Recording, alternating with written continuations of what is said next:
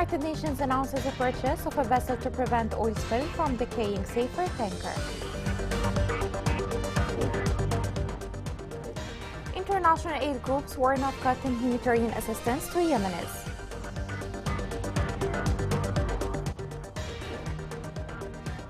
Euro-Mediterranean report reveals harassment of female journalists in Yemen and Tunisia.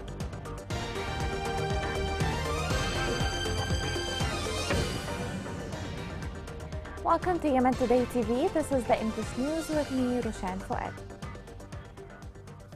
Safer oil tanker puts risk on Yemen and the entire region. The following report has more details.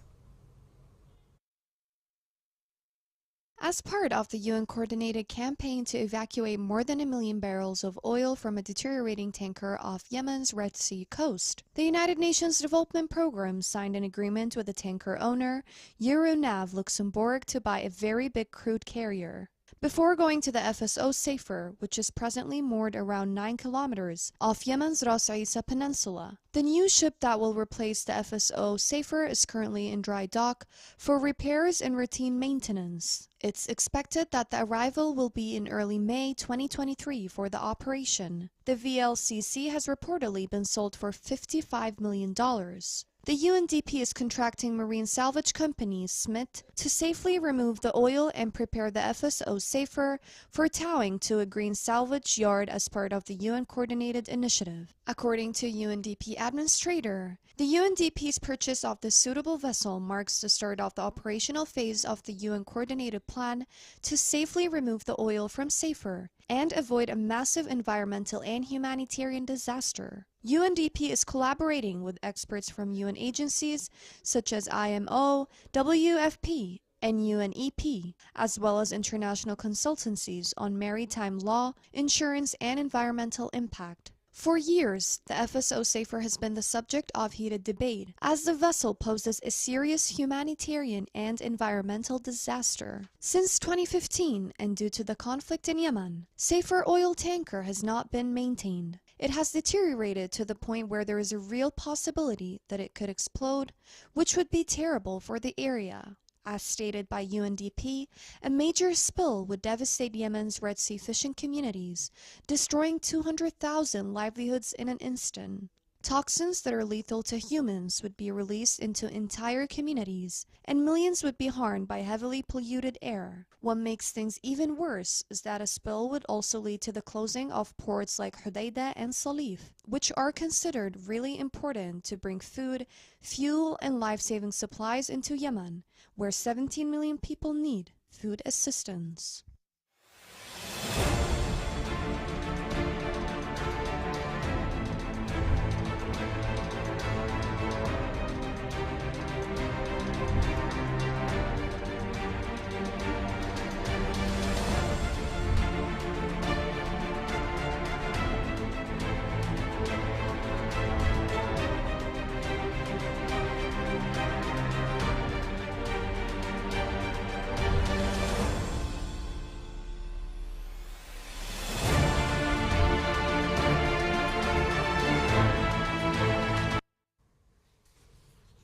The Yemeni Women's Union in Abyan organized a ceremony in honor of the International Women's Day.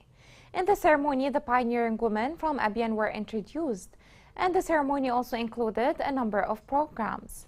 This was followed by honoring a number of pioneering women, educators, and virtuous mothers who had a pioneering role in their political lives.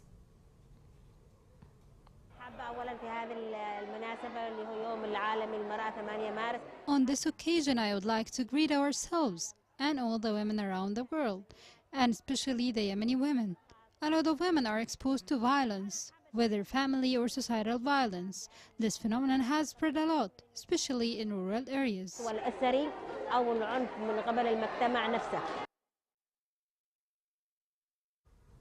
Yemenis continue to suffer the hard living conditions in the country. They have no food, shelter, and protection services. The following report has more details. The humanitarian situation in war-torn Yemen is at risk of being forgotten by the world after a UN fundraiser raised only $1.2 billion, well short of its $4.3 billion target.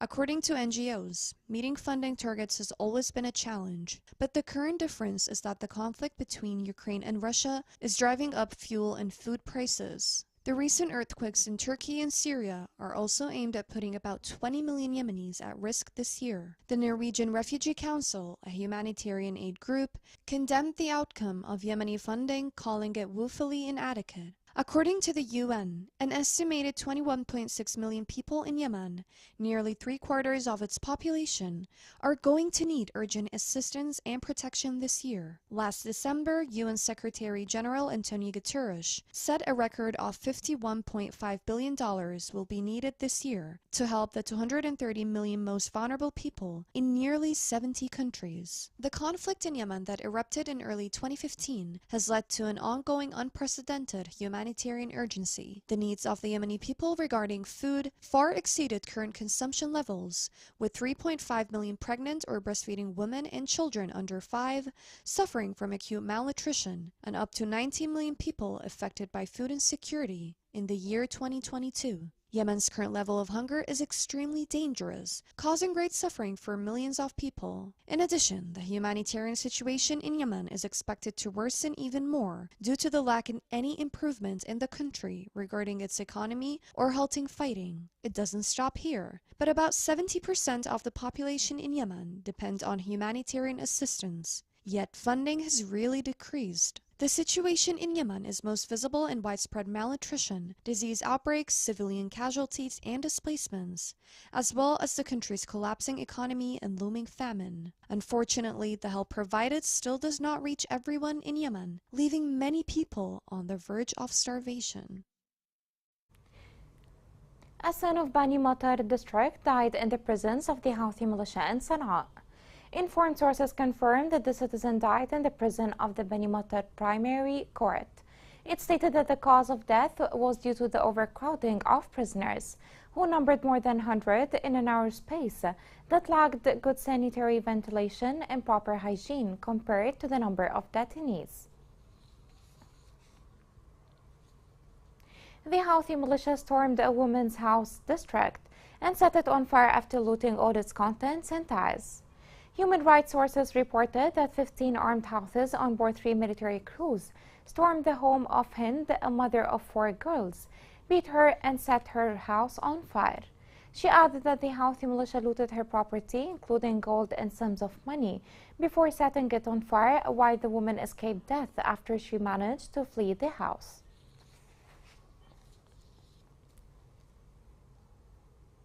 While the world is celebrating the International Women's Day, Yemeni and Tunisian female journalists are exposed to violence, harassment, and undermining of their work.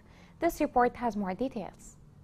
Female journalists in Yemen, Tunisia, and the occupied Palestinian territory face assault and harassment as a result of their journalistic work, in contrast to their male counterparts, according to the Euromed Monitor. In a new report titled Not Your Profession, published on International Women's Day, the Euromed Monitor stated that, in addition to the violations and hardships typically faced by journalists, female journalists working in the Middle East and North Africa region face additional harassment, which hinders their work and prevents them from doing their job normally, and often pushes them to abandon the field entirely. The report is based on personal interviews and testimonies from female journalists in Yemen and Tunisia, and confirms that such harassment is commonly practiced against female journalists for one particular reason: they are women. According to the report, 1 out of every 10 journalists arrested in Yemen over the last 2 years was a woman. The report also noted that the number of registered female journalists in Yemen is much lower than that of male journalists. Female journalists account for approximately 170 of the 1,500 journalists registered and affiliated with the Yemeni Journalists Syndicate,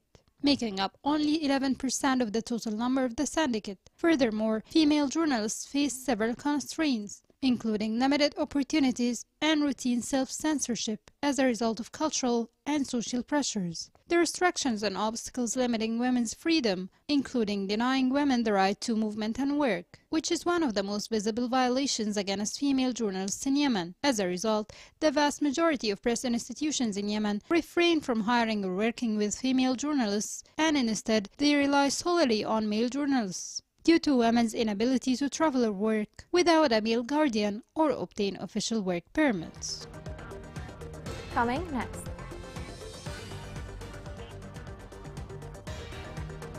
A community initiative in Aden aims to empower the youth economically.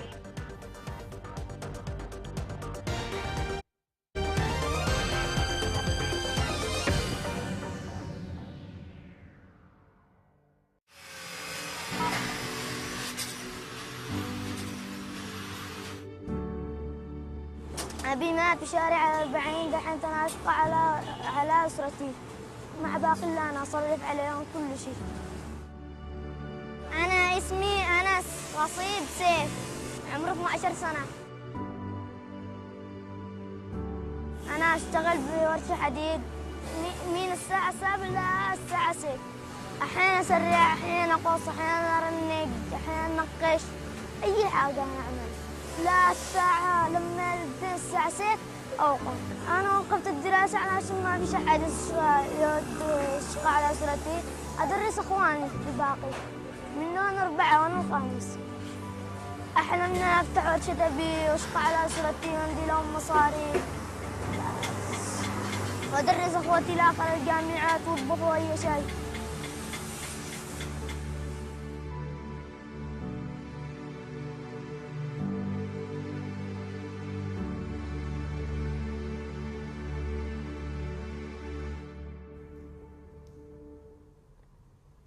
Welcome back.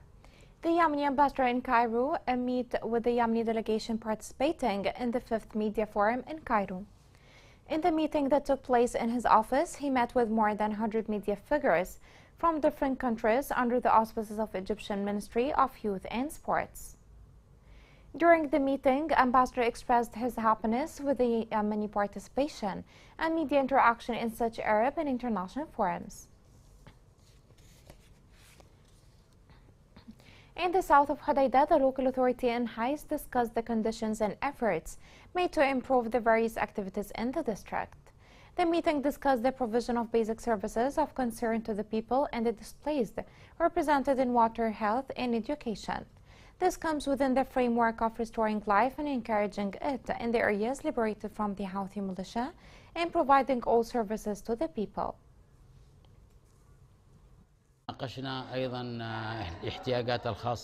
We discussed the special needs of the direct rates, which will be implemented soon. We have a lot of plans, and thankfully we have budget for it, and they are related to health, water, and education. Our sustainable projects are required to be implemented in the liberated direct rates, but until now, no business models were presented. Today we have checked some projects, including the electricity project in Al-Khawkha. In response to the high prevalence of youth unemployment in Yemen, hundreds of young men and women in 6 Yemeni governorates have organized the Cash for Training Craft initiative. In addition to vocational training, the program assists the youth in establishing their own small businesses and entering the labor market. This report has more details. Maryam Azzat from the city of Aden is seeking to prove herself by participating in the World Food Program funded Cash for Training project. طموحي إنني أعمل مشروع خاص لنفسي وأطور نفسي في المستقبل. My dream is to start my own personal project and improve my craft. I want to establish my own shop where I sell meals and provide unemployed youth with job opportunities. The project, funded by the World Food Program and implemented by the Field Medical Corporation, works to combat poverty and reduce unemployment by providing young men and women with practical skills. We learned how to repair air conditioners and refrigerators, refill gas cylinders, melt items, check electric outlets, and screen for errors and leaks. The initiative targets 3,800 young men and women from 6 Yemeni governorates in the disciplines of motor maintenance for fishing boats and automobiles, refrigeration and air conditioning, sewing, engraving, and a myriad of other fields.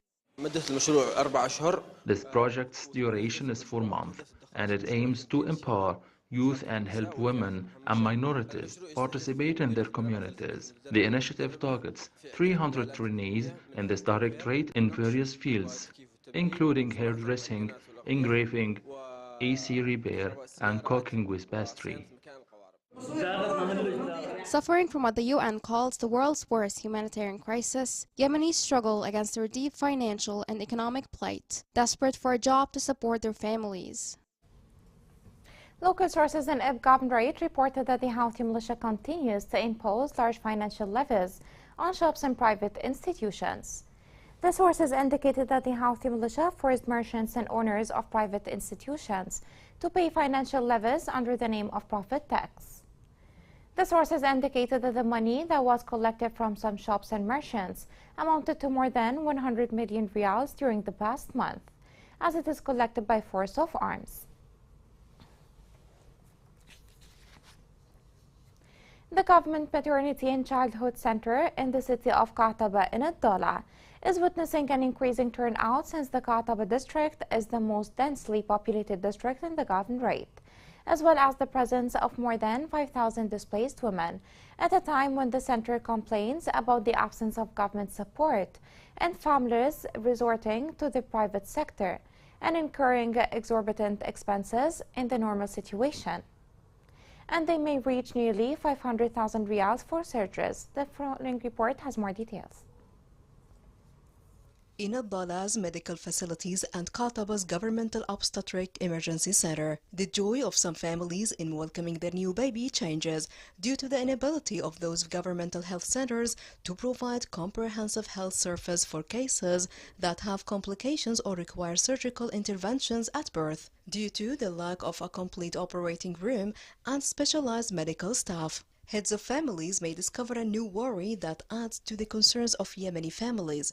In addition to serving nearly 5,000 displaced families in Qataba, the clinic offers primary health care and natural childbirth in one of Ad-Dala Governorate's most heavily populated areas. To save the lives of women and newborns, many families are obliged to turn to the private sector, where surgeries cost more than 500,000 riyals.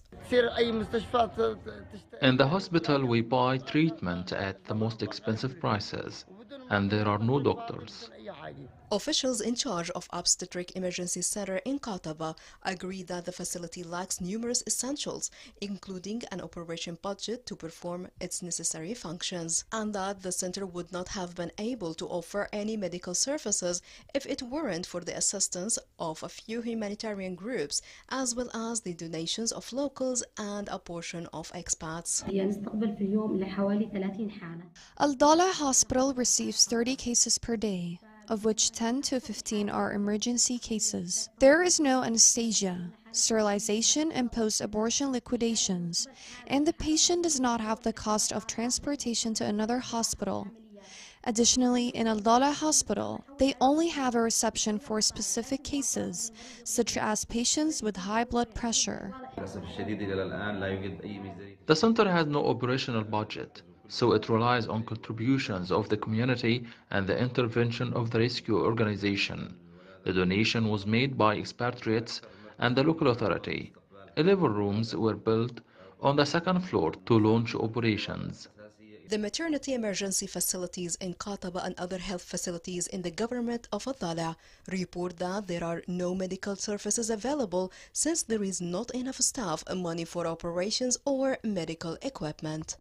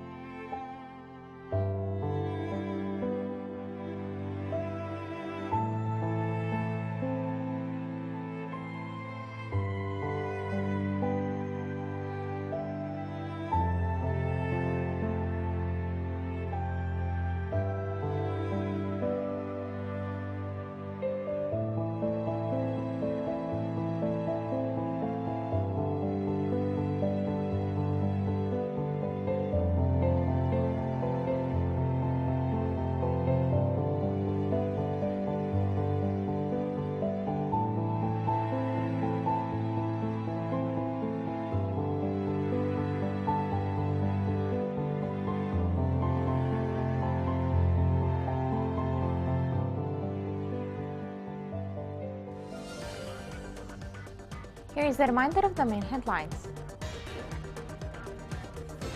The United Nations announces the purchase of a vessel to prevent the oil spill from decaying safer tanker.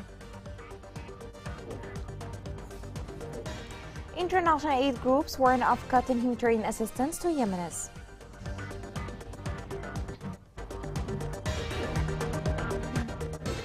Humanitarian report reveals harassment of female journalists in Yemen and Tunisia.